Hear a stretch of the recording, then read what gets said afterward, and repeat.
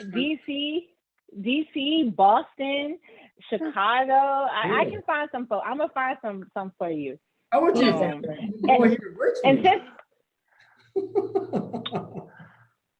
I might know a few. And we gotta find you some female because you only knew 2 men. True. My niece is in DC. There's another Pennock who's an architect, is a woman. Yeah. Where does she work? She RMM, sorry. Is that right? I don't know them. Yeah. I don't know them. All right, well, we're going to get rolling because we've got a lot of good conversation this afternoon. First, everybody, thanks for joining. My name is Tamara Van Meter. I'm a principal here at SMBW. And if today is your first Shine the Light episode, then you really waited for a good one because we have all 4 of our creators.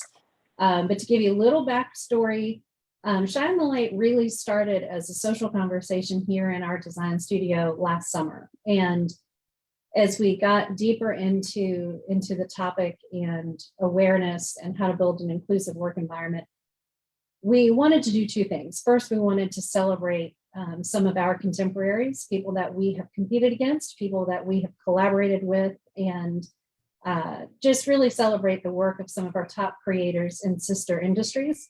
And then we wanted to spark an interest in our youth to hopefully lead them to a path to consider a career in the arts and design. So this has been a 4-month-long journey and conversation, and we couldn't have had better collaborators. So I want to introduce our creators, and we will dig right into the conversation. From the field of architecture, my long-term friend, Bert Pennock, who is a principal and chairman of the board at Baskerville. Bert also is a founder of Storefront for Community Design here in Richmond. Kia Weatherspoon represented interior design. Kia is the founder of Determined by Design. She is a veteran and she is an educator and so much more. Maurice Bean, who is the Renaissance man. Maurice is founder of Maurice Bean Studios. He is an artist, a painter, a sculptor, a fabricator. He is also on the board of the Longwood Center for the Visual Arts. And then finally, Hamilton Glass, who put the mark on Richmond's mural art scene. Hamilton is also an architect by trade, as an accomplished artist and founder of Mending Walls All In Together. So welcome to our panel. So excited to have the 4 of you. We really hoped by now that we would all be in a room together, but one day we will get back to that. So we're going to go ahead and just dig right into the conversation. So first question, and this is a question for all of you, is Shine the Light has been out now for 4 months. And so we're curious, what has the community reaction been to your interview, to your participation? So anyone can, actually, Maurice, I'll put you up first. I know you shared, you've gotten some feedback from potential clients, potential followers. So maybe if you could kick us off. Okay. This morning I got a text of, and this is a friend up in Maryland, up in Baltimore, that told me she looked at the Shine the Light again this morning, and she was quite surprised of what we're doing here in Richmond and all that's happening. I've gotten a lot of positive feedback, and maybe a potential commission from it. And I mean, y'all have really done a great job putting us out there, Tamara. So I'm just really, really happy, and it was so professional. So I think you've done a great job. We're just amplifying the work that you're already doing. How about the rest of you guys? Have you heard any kind of community response, students, professionals? I've gotten certainly some interesting responses based on sort of the content of our one-on-one conversation we had, and about some things that were like, I never thought about architecture in the built environment in that way, and that's probably the most rewarding, sort of just to be thought-provoking about, I don't want to say what an expanded conversation about diversity and inclusivity means in the built environment, but an expanded conversation about it, what that means in the built environment. So that's where I've gotten the most feedback. It's been really cool. And the question you asked us in the chat, in the conversation leading up at opening today was, have you worked with those folks? And they're like, no, not yet. But I purchased Ham's art. I have a lot of it. So yeah, I think, I'll say I felt incredibly lucky to be able to spend time with each of you and to kind of firsthand be in those conversations. And each of you stopped me in my tracks. There were moments, there were quotes, there were stories that really I'll never forget. So I'm glad that those are, they live on now in interviews and on tape, and so they can be rewatched, because it definitely, I think some of your comments were about just the perception of historic architecture and what looking at historic architecture or classic architecture through the lens of the beholder, how that is so different. And it means something very different to different communities. Hamilton or Kia? Yeah, I think for me, a lot of people were, I don't want to say surprised, but to hear about, I think my interest in institutional and prison design, and looking at that truly from an interior design lens and perspective. So that was really good. I had a few students reaching out about this message as being exactly who you are.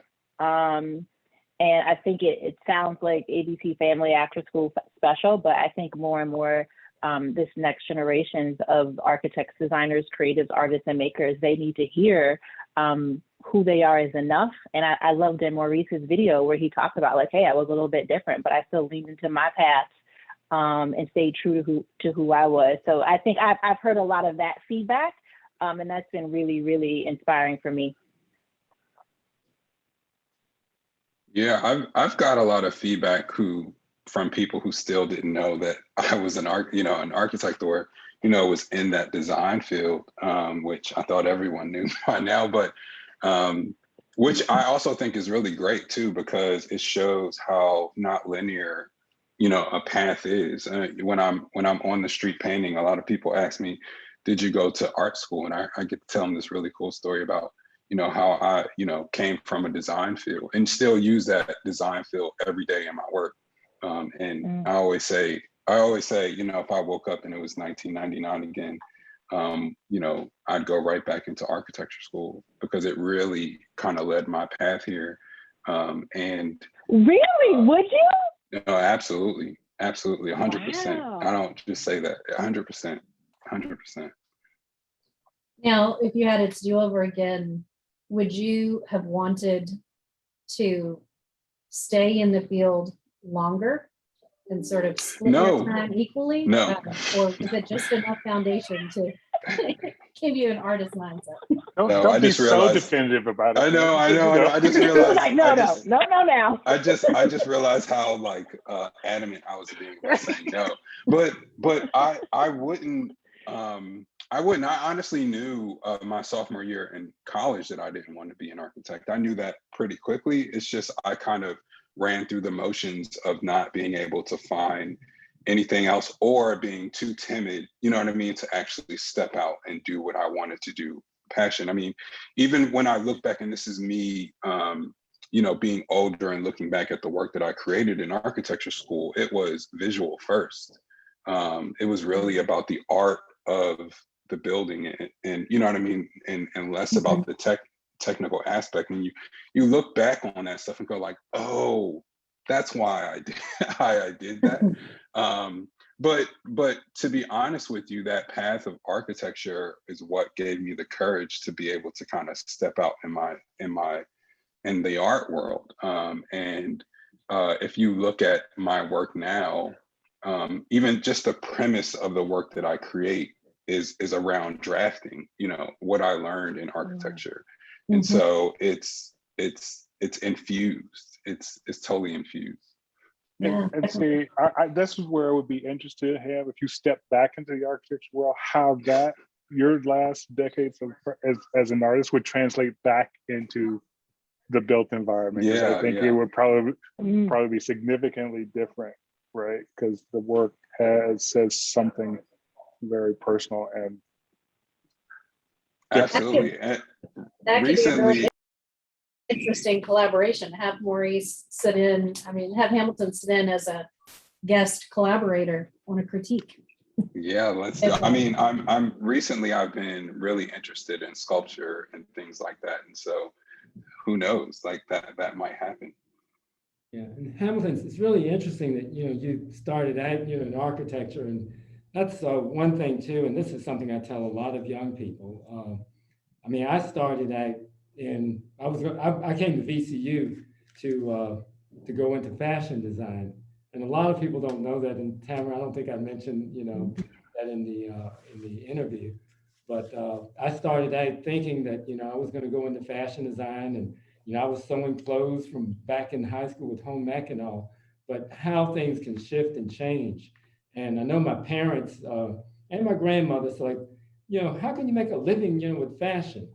And, other than, and they kind of look at it from a seamstress, and from that point, and I was like, well, maybe not. Maybe I should get something where I could be a little more, well-rounded. So I went into communication arts and design. And then from communication arts and design, it was just like this leap. And it was pretty fast into furniture design. I had no formal training with the furniture design. And a lot of people were surprised about that. But, what you're saying, like with the architecture and starting out, you have a starting point. But, things, and you should be open that, and opportunities that can come your way, that, the path can change and shift. And that's not always a bad thing. No, not at all. Tamara, can I ask a question? Because Maurice said something, and I want to kind of pulse. Like, do you think that in the Black community, you talked about your grandmother and your parents was like, what are you going to do with a fashion degree, right? You're not going to make any money. And I hear to this day students say, well, my parents said I couldn't go get an art degree in interior design, or architects don't make any money. And how do we shift this narrative that being in the creative professions and all the adjacencies is a lucrative career path? And I might take you some time to get there, but it is a lucrative career path. And I think we still face that hurdle. Bert, do you think that's the case? What did your parents say when you said you wanted to be an architect? Oh, they didn't care. I mean, it's like, as long as you stay in state and you go to school and you get out of this house by the time you're 18, you can go do what you want. But no, seriously, for my parents, because of growing up in Tuskegee, where, it's a historic campus, it's actually built by students, and sort of the history of architecture is right there integrated, and that was their experience. That was my experience. Okay, that's cool. But I hear it a lot, certainly coming out. Sort of like, first of all, there's the mystery of what do architects actually do? And I think that's really kind of funny to me a little bit, because there's still a little bit of mystery. And then I can't make any money. And I was like, well, the first thing is, if the goal is to make as much money as you can before you sort of leave this mortal coil, you got to go shoot for being a movie star, a basketball star, or whatever, or rocket scientist, or whatever that is, because it's got to be ingrained that you want to be a creator. And then I think, as to all the people on the screen, success will just sort of follow you if you are really into it. Kia, I think something that was interesting that you all said, just expressed it differently, was the link between kind of this fear of the unknown. What do architects do? What do designers do? What do artists do? And it seemed to be associated with perhaps a volatile or an unpredictable life where you're not financially stable. The second is the absence of being able to look to someone that looks like you, who has become that. And again, I think that's what's so important about having these conversations and reaching out, not even to college students or high school students. It's going deeper and younger than that. So it's planting a seed earlier to let them develop mentors and to have people to look to. So each of you are incredibly busy and successful. So I'm wondering, having a chance to sit down for an hour and to be introspective and think about your career path and your story, what did you learn about yourself having gone through this? And maybe a second dimension to that question is, after watching each other's interviews, how did that change you personally? How did it change your perspective? But I will start. How about Kia? I'll start with you. What did I learn about myself? I have really animated facial expressions. I think for me, I listen back and I'm proud because I stay true to who I am, first and foremost. And that's always keeps me grounded. What did I learn from others? I loved the evolution of just Maurice's story and his work. The craftsmanship of it, the versatility of it. And I think as my business as a business owner, I'm coming into this 10-year mark, and I'm like, well, what's next? And I think sometimes you just let it evolve to what it's, don't try to figure it out, just let it evolve. And I think sometimes we forget that because we get so stuck in going to the next thing. And just something about his work and his craftsmanship felt so organic, and it will unfold in the most organic and sometimes unexpected way. So that's what I got from it. For me, that's what I learned. Hamilton? Yeah, what did I learn about myself? Kia kind of took my answer in terms of like being proud of myself. I really,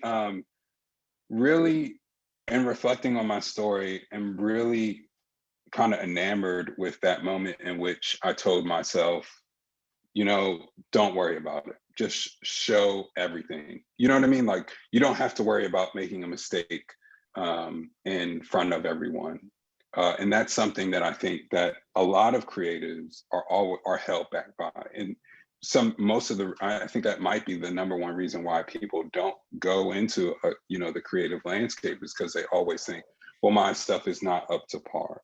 And they're afraid of, making mistakes in front of people to make that growth. But little do they know, like, making those mistakes is what makes that growth. And by not allowing yourself to make those mistakes in front of people, you're hindering the amount of work that you're doing. And so you might never get there because you don't have that chance. So I'm incredibly proud of myself for doing that, and always need a reminder to keep doing that, because that's a hard thing to do. What have I learned about from everyone else? I'm incredibly proud to be in this group because we are, we just are kind of a beacon of inspiration for others who might want to follow in our footsteps. And that's another thing that we forget, or I forget often too, is kind of there are little Black and brown girls who don't see this, right? And so don't see us as creatives and see this as a foreign land, and don't even have the resources to see this, if that makes any sense. And so I'm incredibly proud of everyone on here, but I'm SMBW, applause to you all too for shining the light on this, because this is just an amazing thing, to make another avenue for us to broadcast that this is possible. Well, thank you. I mean, I know I speak for everybody in the studio. This will be one of the proudest projects that we have collaborated on. It may not be a built facility, but I know it will touch as many people and have just as much legacy on this community. So it was really an honor for us to work on this with you guys. Maurice, would you like to go up next? Well, I think with COVID over the last year and a half now, that has made me kind of go back and reflect, and taking some time to really think about, and not just my path, but also some of my friends that are artists, Hamilton. You know, seeing your development and how things have really gone for you. And Bert, I've known you for a number of years, and to see, you know, your stature in the community and not just the architecture community either here. And Kia, learning about you, girl. But I think with COVID and, you know, what's made me really think about that and is the lives that have been lost. And I've had, you know, family members' lives that were lost to that. Um, you know, a couple of friends, my childhood barber, and when my childhood barber, when we lost him, and I was just like, holy cow! And then, you know, I just started reflecting back to my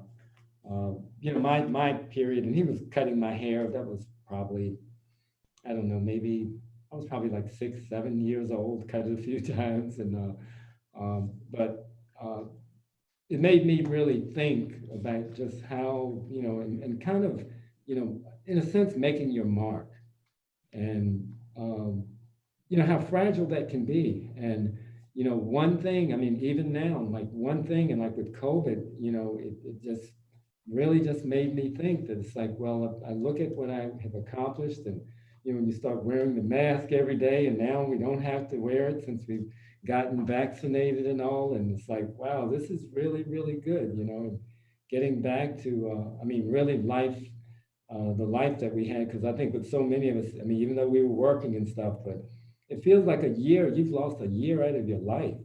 And here, you know, with you and living in DC, I used to go up to, this was many years ago, to it was the Washington Design Center. And they have since moved, I mean, I think a few years ago, I haven't been to the new design center, I heard it has that wow factor. But something I really want to get on the road with, and a big thing to get back on the road, because I had made some good footholds in DC years ago in the 90s. But I want to get back and get my DC road trips back, and you know, go. I haven't been to New York in God almost 2 years now, and it's like I'm just itching to get out. But that's the thing I think with Shine the Light and you know all that y'all have done with this, Tamara, that it's made me think. It's like, wow, you know, this is nice. It gives me a break to really kind of think, reflect, you know, look at my friends, my peers, and you know, more of a collaboration of what we can all do together. Because you know, time is short, and like I said, all of us we're getting to be of a certain age, and um, and you know, it's just trying to work together, maybe doing more collaborative efforts and things. That's great. And we'll talk a little bit more about those collaborations, but I do think you're right, because if we've all learned anything in this past year is that anything's possible. We're working in ways that we never imagined. The rules have all been twisted and thrown out the window. So, you know, we're seeing competitors start to talk about approaching projects jointly, and what if we parcel out parts to, you know, different team members. And so I do think it's kind of a new day, and there's so many opportunities just virtually to engage with people that live anywhere. So I think it's going to push us all to create in different ways. How about you, Bert? What did you learn about yourself through the process? Well, I'm a man of a certain age, and I think I've learned everything about myself that I'm gonna know. No, it's just I Typical man. Let me mansplain something. It's interesting. I mean, I think this last over a year has been really difficult. And, you know, Tamara, I'm grateful to you for a number of things, including just your support through some personal things that have happened in this period. And through that lens, what I've learned is that it was overwhelming. And Maurice, I agree for you, sir. Just lives lost, lives damaged on all fronts. And through this personal experience, what I learned is I need to focus on the life right in front of me. So I need to focus on these people right in front of me. So this Black life right here matters. So when I'm watching each of these incredibly talented people watching their piece, I'm focused right in on that and understanding what matters. What I had was they had some interesting journeys to get to where they are. I felt like I was a little dogmatic. I was like, I want to be an architect when I'm 4, and so that's where I went. And so maybe I need to be a little bit more fluid and kind of thing. But that's been my big takeaway, not only from this, but just this last year plus, which was focusing right here, right now. It's a good reminder. So now, been involved in a lot of these webinars. I'm going to do something a little irreverent, and I'm going to turn the mic over to each of you. And we thought it would be really fun for just an interesting platform for you guys to interview each other. And so everybody's had some time to think of the burning topic on their mind. So Bert, we're going to start with you. The question for Hamilton. Oh yeah, sure. Well, Ham, what I found really fascinating truly is that, so as an architect, the idea is that it's all collaborative and you work in a team and you do this kind of thing. And when sort of situation dictated, you sort of pivot, and you talked about your art sort of being hard to sort of put it out there, right? It's sort of a very personal thing, and that's not, I've other artists that I've spoken with sort of have somewhat of that, but it seems like now you're in that point where almost the work you do collaboratively in the space of sort of hope and healing in this community, it almost requires this grand collective. Do you have space for your own self-care? Do you create for yourself? It just... Yeah, that's a great question. And it's one that I ask myself really often too, because yeah, I mean, I think so I've been a working artist, like a full-time artist, for almost 10 years now. I'm 9 years. And almost from year number 1, I've always used art to heal, right? Like if there's a problem, I use art to heal. And I think that just comes from me working with, smaller organizations from the beginnings, working with organizations like Art 180 and Oakwood Arts and things like that, and how they would go into schools and things like that. But in doing that, I realized the power of art. And so every time I create these projects, they're all very collaborative and they all require community input and community engagement and things like that. And that's where, honestly, that's where I find my joy in art. But it gets a little exhausting because I never get to put my own lone voice in those things. And I would say probably about 3 years ago is where that really hit me hard. And Maurice just talked about 2020 and the pandemic and things like that. Honestly, besides all of the bad things, which is a really weird thing to say, but 2020 was a really good year for me to actually focus on myself and focus. I mean, despite like creating the Mending Walls project, which is about community, being able to like sit down and create work for others, but through my lens, was something that I really cherished in 2020 through the Artist of Hope project that I participated in. And that project was a project where several artists would create a piece of art every week and auction it off. And the proceeds would go to local organizations and things like that. But I took that time to say, to create work for myself. And what I was really quickly into that, what I realized that I was doing was creating work for myself. And it's really sad when you start creating work and go like, oh wait, this is from me. And I yearn for that. And so I'm trying to make space to do that now. But it's a really hard thing to do, to be honest. I think that's what retirement looks like for me. Well, I just take the opportunity to say that the I'm a Man series, the, you know, the pieces that I was successful in bidding on.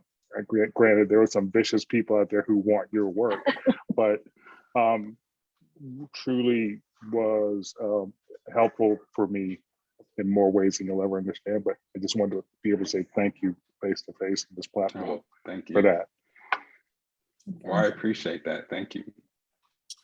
All right, Hamilton, how about your question for Kia? Yes. So my question to Kia is, I looked at your Shine the Light series video and loved it, loved everything about it.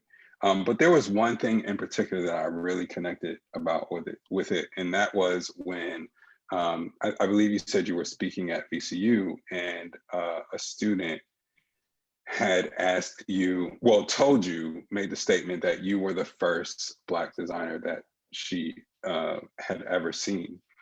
And I connect with that a lot because of a lot of the things that we were talking about here on this call. I realized really shortly, really fast in my career that the reason I didn't go into art right off the bat is because I fell for that stereotype that there is no money in art, right? You'll be a lone, starving artist.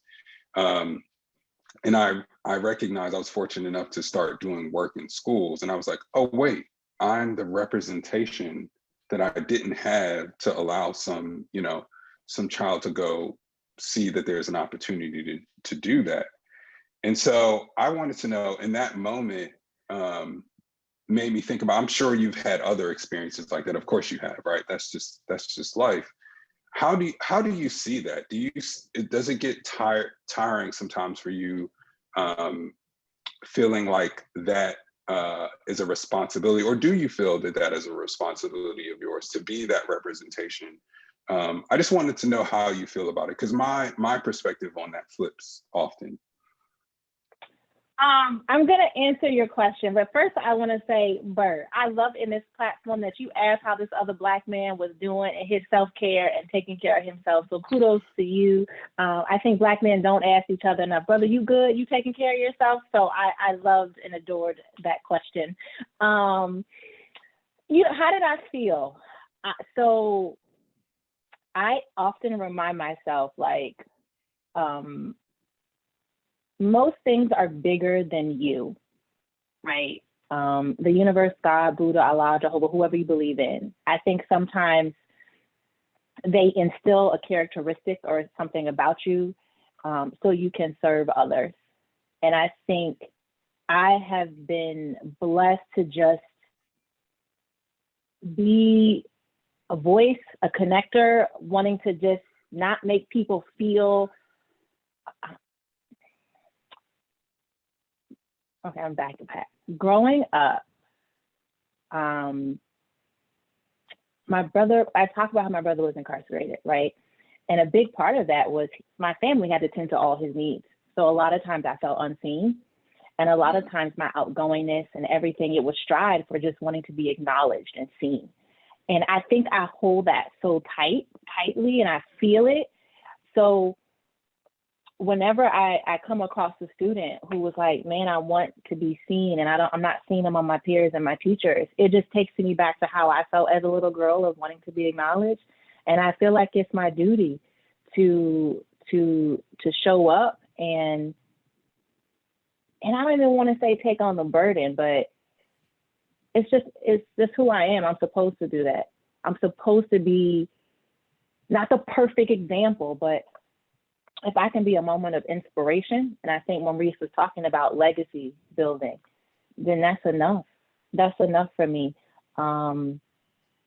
I lean into it, and I also just make myself a resource. And then it also says to me, like, be actionable with it. Just don't see that student that one time. How do you build a relationship? How do you connect them to other people? I don't think I get tired. I don't get tired of it. It's just like, okay, keep doing what you're doing. It's one person at a time. And that's enough for me. But I really think I wholeheartedly agree with you. And that's how I am most days. But I just always want to leave space for it being a task, because it is a task, right? You have to be that example because you care, of course, about the people who are coming behind you. And it's not, you know, that you don't want to be that example, or sometimes you're tired or things like that. But it's something that that some people don't have to think about. And again, for me, honestly, it is like the sole purpose of why I'm an artist, to be 100% honest with you. That is what completes the full circle for me. So I just wanted to ask you that and see how you felt, and leave space for that being a task. And it's so funny because I started a business, never because I wanted to be a business owner, but I was like, well, I want to go work for a firm with leadership that looks like me. Anywhere? Nowhere? Right. Oh, I built it. And like, I never, ever, ever had any intention to ever start a business. They don't teach you how to run a business in interior design school. So for me, it's just kind of like, you can't be what you don't see, and I didn't see it, so I became it. And that's all I can keep doing, in my own authentic way. Yeah. All right, Kia, you're up next. Your question for Maurice. Maurice, I adored your video. There was just organicness to it in your story, and I love this journey of how you talked about being exposed to the arts so early with your family. And I think a lot of times Black and brown kids don't get that experience.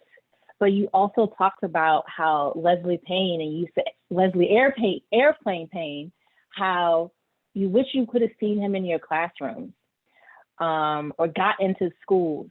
How do artists get immersed into the classrooms? And not just like, well, I'm an artist, so I go to the fine arts department or the art studio. But how do they get in the structural architecture, interiors, fashion, textiles? And not just at the collegiate level, but high school, middle school, how do we take artists, how do we bring Black artisans and makers into the classroom? How do we start that with much more intentionality? What can we do? Well, it's really kind of a difficult question. One thing that, you know, and I grew up in the country, I mean, you saw that, and, you know, very small community. And oftentimes, you know, they say the church, that oftentimes for Black, you know, young Black people, that you reach them through the church.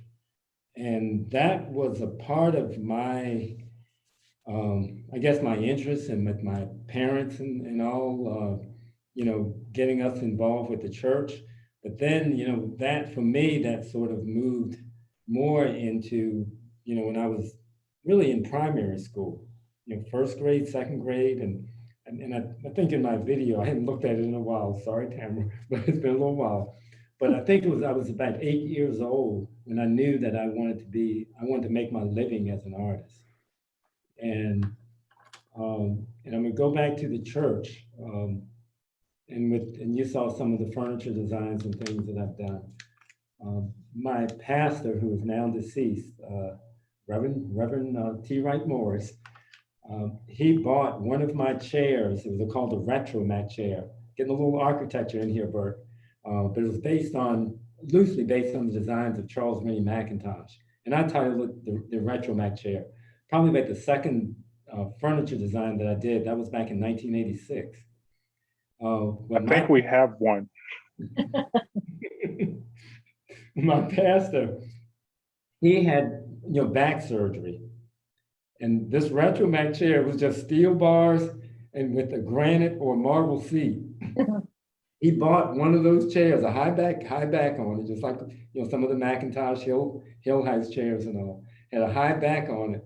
And his wife, Ms. Morris, bless her heart, she said that the only chair that he could sit in that house was that chair with a granite seat and straight marble. That was the most comfortable chair, the only comfortable chair that he could sit in after he had his back surgery.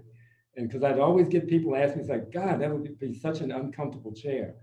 But, you know, from that point, and I'm kind of going back now, But from the time, like with my parents and, with the church and then with school and, my second grade, third grade teacher, telling my parents that I had, real talent and that should be nurtured.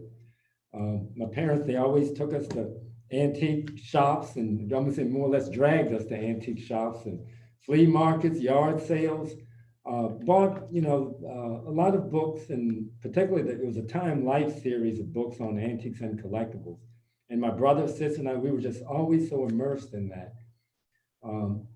In later years, when the Virginia Museum, and I mentioned this in in the video, when the Virginia Museum had the art mobiles that came around, and for kids out in the country, I cannot stress enough, that art mobile is so important.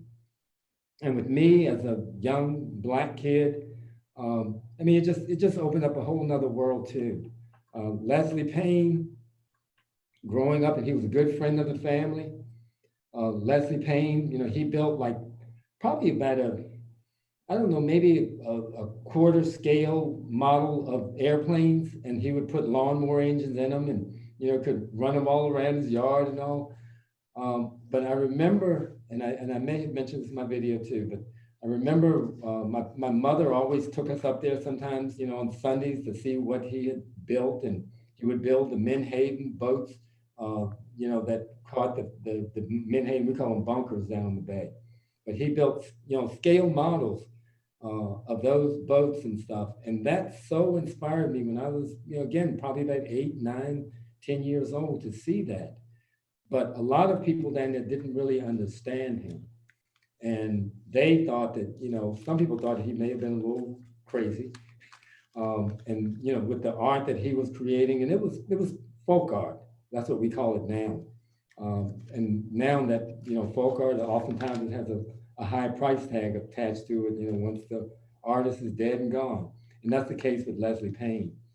So many people in the community, they just thought he was just making this weird, stuff. They didn't understand him.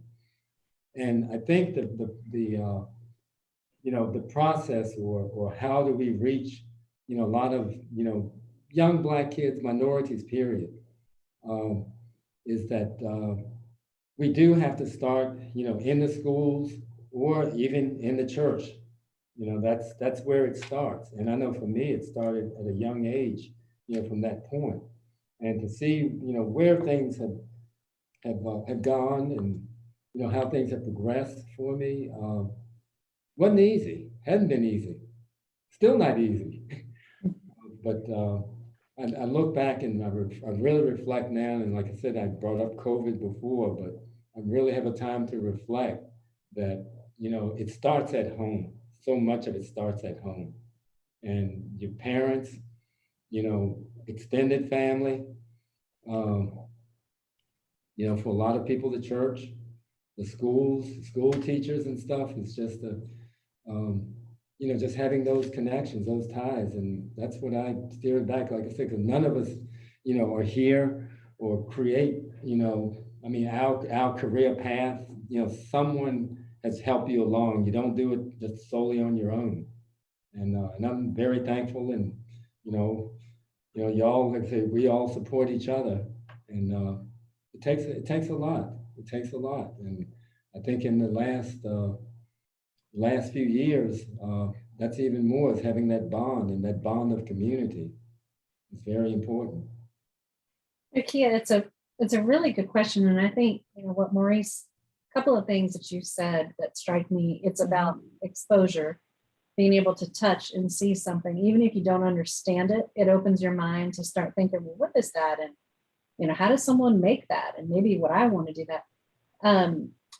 But, in our work, we have the privilege of watching different businesses, watching different schools, see how they come up with programming. And unfortunately, I think there's some really innovative programming happening right now in private schools and higher education, where you're seeing this cross-curriculum of collaboration between faculty. And so you might have math, School of Dance, and history working on projects together. And, how do you how do we reinterpret this battle through dance? And so there's no reason why that kind of thinking, it happens at a lower education level, oftentimes in more affluent schools where there's more resources. So I think as parents, it's kind of a call to action to us to use your voice and to look for those opportunities and to talk to your schools.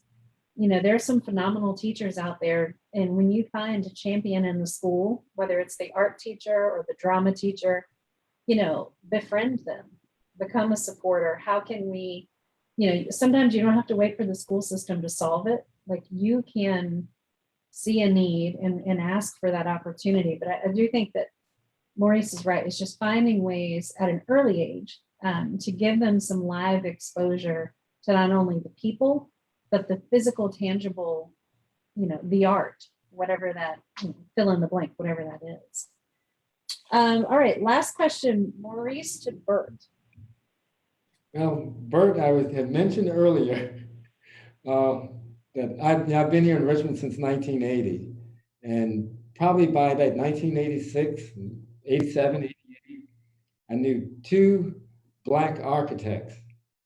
And one was my good friend Mike Hoggart, and then there was Robert Easter. And I met Robert, from being on the on the committee for the urban design, and Robert would come before us and working on several projects. And then a little later, not many years beyond that, but I met you, Bert, and I know less than 2% of the architects and interior design graduates are Black students. Okay, and why is that? How can we change that pattern? And to this day, in Richmond, for Richmond, Virginia, Robert is down in Hampton now, I think. Yeah. But to this day, I still only know 3 Black architects here. You, Mike Hoggart, and Robert. What can we do? What can we do? So there's also Lawrence Williams, who also is in town. I think he's run for mayor also a couple of times. He's one of our Black architects. But in terms of the Black-owned businesses, there's Lawrence, and there's KEI, there's Robert's firm, and then we have some African American architects in those offices as well, and some in our own. But it is a challenge, and I think it goes.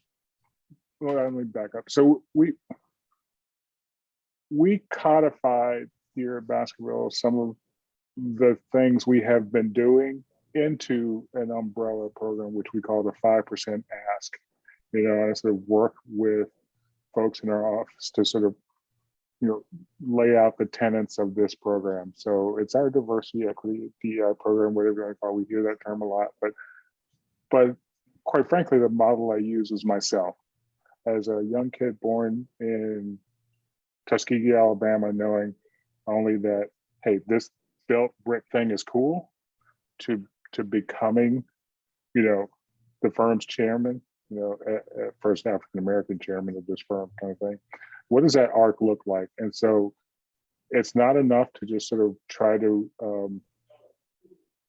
recruit from our HBCUs or our other sort of minority programs, but we have to keep reaching further back, to what we were talking about, and showing that so this profession, although as we practice it here, it has a sort of Eurocentric sort of basis to it, which, this is something that's, I think, being fleshed out today, but showing people that you have to sort of start very early about building the capacity within our professions to making people understand that, yes, you can do well financially, but more importantly, you can contribute greatly and you can expand the diversity. When my niece said she wanted to be an architect and she went to Hampton, I was like, oh my God, yeah, do it quick now, because the numbers will go up like 3 percentage points as soon as you jump into the profession.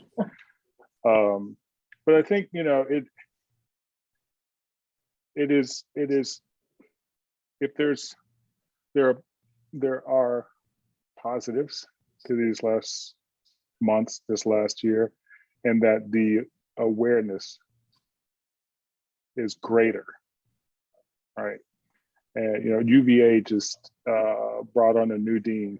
She's say young African American man, just young to me, might be older to some of you, but and there is an awareness that the diversity in our professions has to be pushed, and to do that, you have to be able to look at it and see yourself, what you've all been saying thus far. So we have a lot of work to do, and I'll call it on the lecture circuit from the last 12 months, because to your point, there's not a whole lot of Black architects in our region to talk about stuff. So as the epicenter of monuments and the Civil War, it's like, hey, let's get a Black architect. Okay, there's Robert, there's Bert, there's Lawrence, gotta get one of them. So been talking a lot about it, right? But I think continuing to build the awareness and continuing to be unabashed about focusing on Black creatives. And thank you again, SMBW. Yeah, I sometimes I get a little militant about it. It's like, yeah, I know I appreciate others for sure, but after 400 years, I'm ready to just say, yeah, I'm gonna focus just on a Black person. It's that. I need to focus on that. Right. So let's do that for a couple of generations, a few hundred years at least, and see how far we get. And I want to be mindful of time, but you know why that's so important? Because a major university in Philadelphia, in their fall 2021 class, they have no Black students enrolling. That means we have a pipeline, zero. So we got a long ways to go, which is why I'm hyper focused on the Black agenda. Yeah. Well, that is a kind of perfect segue where we're going to wrap up today. We're going to talk about the next generation. So we're going to share something on screen with you guys that we are really proud to announce. For SMBW, it was important that this just was not a one and done conversation. We wanted to find a way that the spirit of what we're talking about lives on. And so we're really proud to announce tonight our first Shine the Light Scholarship winners. So we offered a competition, an essay competition, to an aspiring architect and an aspiring interior design student. So I'm going to first announce our architecture winning student, and then Kia is going to announce our interior design, because the scholarship this year is co-sponsored by SMBW and determined by design. So with that, we're going to announce first our architecture student. So I want to introduce our winning recipient is Deanne Humphrey. Deanne is from Troy, Michigan, and she is a rock star high school student involved in so many leadership, too much to list on the screen, but she will be attending Florida A&M University as an architecture student in the fall. And so what really stood out, we were in with her first line. I have a family mantra that my father taught me early in life: perspiration plus preparation plus prayer equals infinite possibilities. She talks a lot about the impact architecture can have on the environment, and just through design, how that can shape the lives of the people in that community. So congratulations, Deanne. Can't wait to see where you go. We're going to stay in touch and reconnect with her through the years, but she was not able to be on the call tonight. But Ms. Kia, if you would take us away for our next introduction. Yes, absolutely. So I've been teaching off and on for about 8 years now, and I'm now at a point when I get to say things like, they were one of my students, and it makes me feel a little bit old, except in moments like this where I just feel proud. And Lisa was one of my students, and I read her words, but I also know her as a person. And what I love about Lisa is, she is changing her path right? She's coming to interior design as a second careerist. I mean, it's Dr. Lisa Moon. Let's get this right. And I just love how she's leaning into the creative space, beauty, adornment, interior design, but still being hyper focused on our social, cultural, and authentic connections, and how all that is embodied in the design process in this profession. And I think her background in research and policy is going to allow her to do so much. We've already connected her with HUD, and she's just leaning into it, and she's trusting the process, and staying true to her. And if those aren't the type of people that we need in industry and the people that we need to be shining a light on, this is right. It's right here. It's these two Black women that are doing it. So I'm glad Lisa could be here. So congrats, Lisa.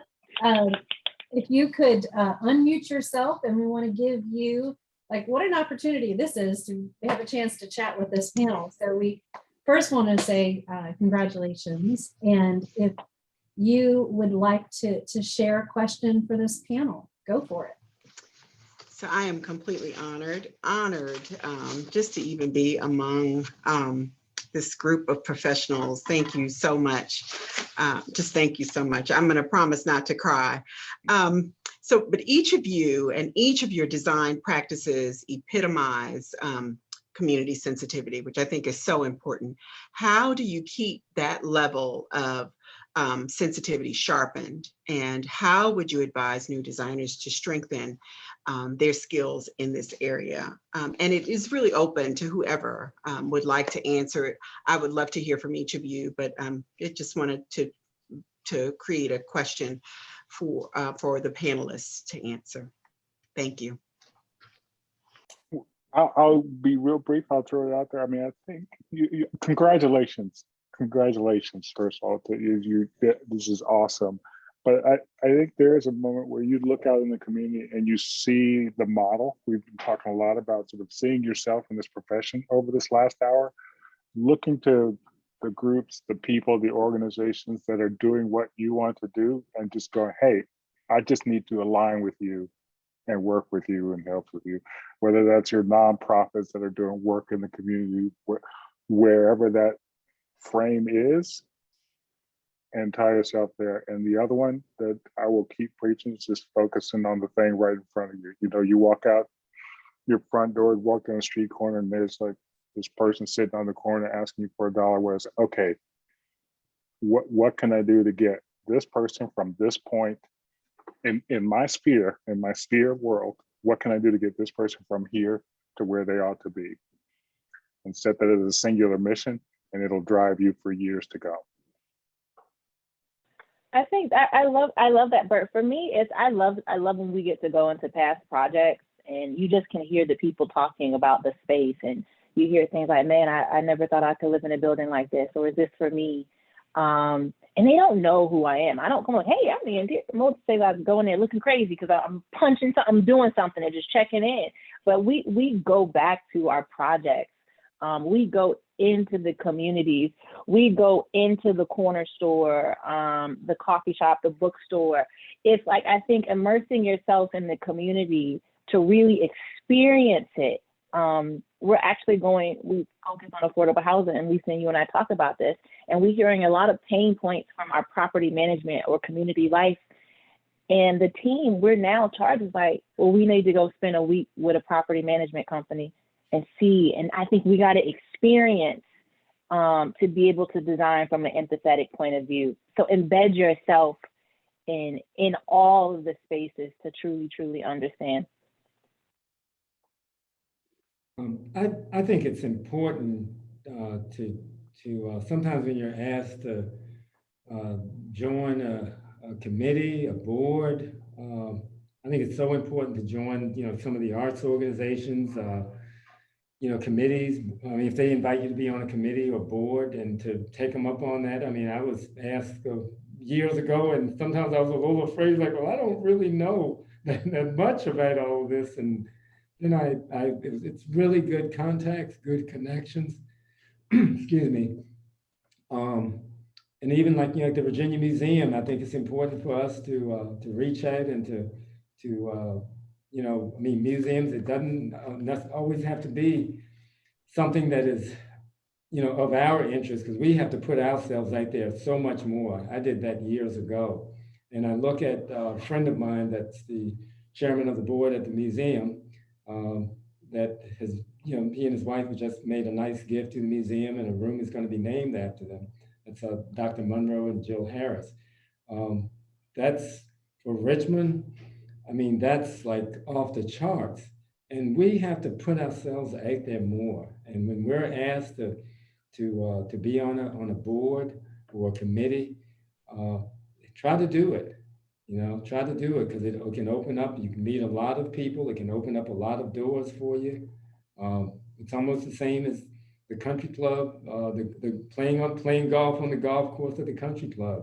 You know, you meet a lot of people like that, and people that can help you and that want to see you do well. Yeah, I mean, I always look at this field, just creativity in general, as we harness this seed that everyone is gravitates towards, but not everyone knows how to hold it. And so in being like the foster of that, you can kind of do anything, right? You hold this apple or this seed that everybody is, you know, gravitates towards, but that seed also projects change because it attracts a certain people, or attracts a community, and then once that community is together it can do anything. And so I mean, like personally, it has all, knowing that I hold that seed, or you know, have the potential to harness that seed, there is nothing that I can't and won't try to make myself a part of. So when I see a need, I just pull out that seed. I just pull out that seed, and that brings it to, you know, what Maurice was saying about being a part of boards and things like that. And I often have to remind myself, like, well, that's why they want you on that board, because you harness that seed. And so it's never about myself either. It's always about the greater community and how I can foster that around. So I think if you always keep it about that and how you're affecting change, it'll go far. Thank you, guys. Well, this is a perfect question, Lisa. Great way to wrap it up. I think, you know, this is a conversation that we don't want to stop tonight. You know, I think one ask that we have with everyone on this call, our panel, our community, is keep telling these stories, keep sharing this. You know, you all have your own networks, you all have your own school systems, your neighbors, and you know, this information, this collection of interviews is public. And the more we can share this with our younger people, the more that this ripple continues to reach the next generation. A couple of things as we wrap up. First, thank you so much for being a part of tonight. This is a moment for me in my career that I will not forget. Being part of, it's been an inspiration. It's been a privilege.